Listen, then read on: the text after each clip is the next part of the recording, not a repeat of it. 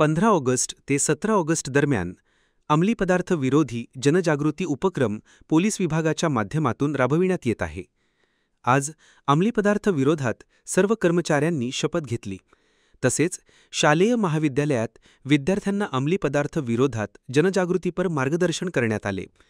त्याचबरोबर छत्रपती शिवाजी महाराज चौकात व गर्दीच्या ठिकाणी शहरात अंमली पदार्थ विरोधात स्वाक्षरी मोहीम राबविण्यात आले।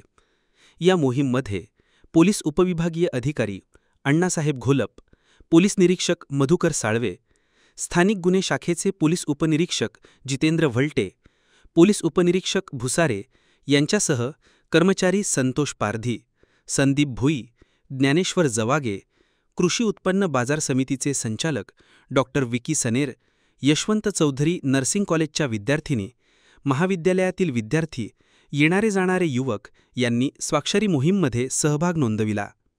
15 ऑगस्ट ते 17 ऑगस्ट या दरम्यान अंमली पदार्थ किती घातक स्वरूपाचा आहे त्याच्याबद्दल आम्ही पोलीस विभागामार्फत जनजागृती मोहीम आम्ही हाती घेतलेली आहे।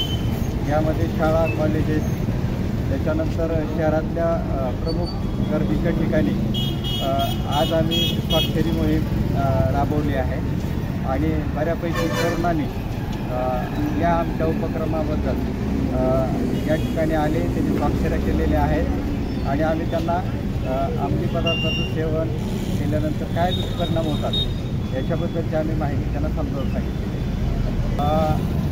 व्यसन कधीही शरीराला, आपल्या सार्वजनिक आरोग्याला धोकादायक आहे, त्यापासून दूर राहावं आणि